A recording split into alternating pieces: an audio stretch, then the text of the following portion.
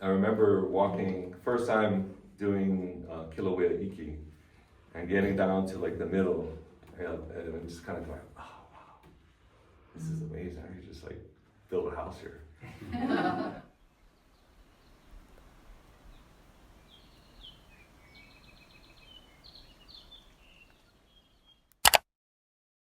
I think it's September 24th, if I remember right. That's fall. And so I just everything's going to already to that. Hey, how are you? Congratulations. I like the shirt. I like the ornament. Nice.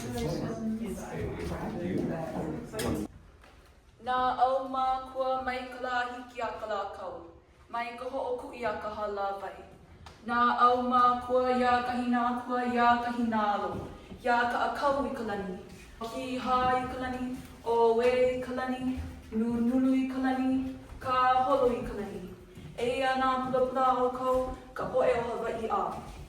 E mālama o kou ia mā kou.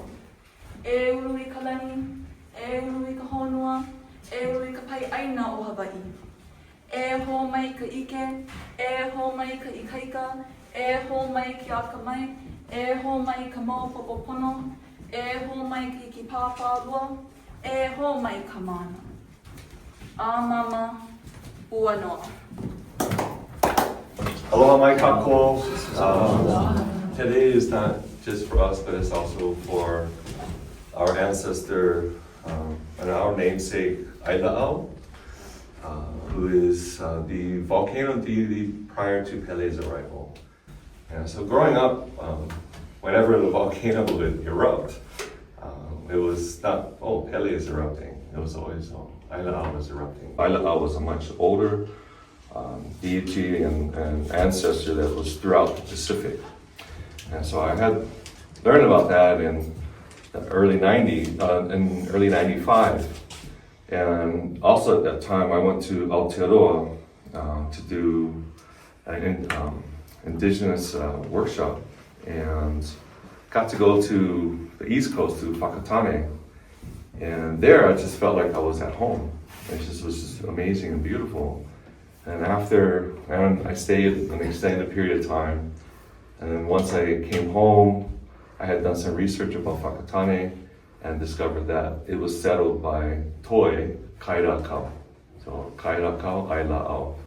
And he had left Hawaii to go look for his grandson. So he traveled out the Pacific to look for his grandson. But those dates of him leaving were all kind of coincided with the dates of when Pele arrived.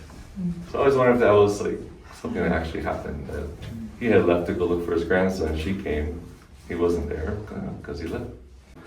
A big part was coming here to be closer to our kūpuna. And I remember walking, first time doing Kīlauea iki, and getting down to like the middle, and just kind of going, oh wow, this is amazing. I could just like build a house here. And then again, after the fact, I'm reading up about Ailāʻau, and that was his last known residence, was Kīlauea iki.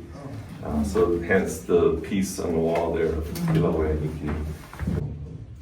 So this is the ongoing reactivation or reawakening, not just within myself or within my family or families, but it's with the narrative in the community, and trying to bring awareness to his presence. And I think it's really telling that there's the two spouts that come out. All my pieces that I start off with before I start to do my final kind of layer.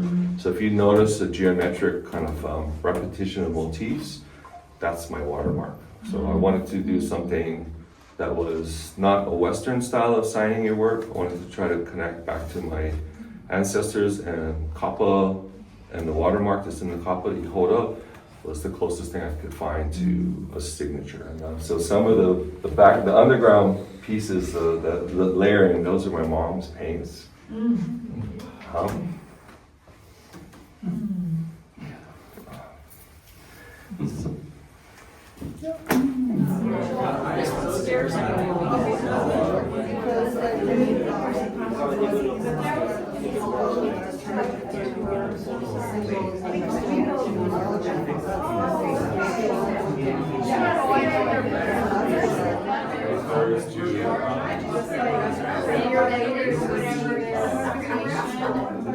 Albert is doing it as 8 stone. Maybe honest and And so Tereko got to hang out with the cousins, and so she's got to be in a lot of the family photos. One of the two. And so now she has this one. With the orange paint, it was a new paint, but then all the other colors were my mom's. Wow. And I think the composition of that, interacting with the verathing, caused that cracking. So a little happy accident.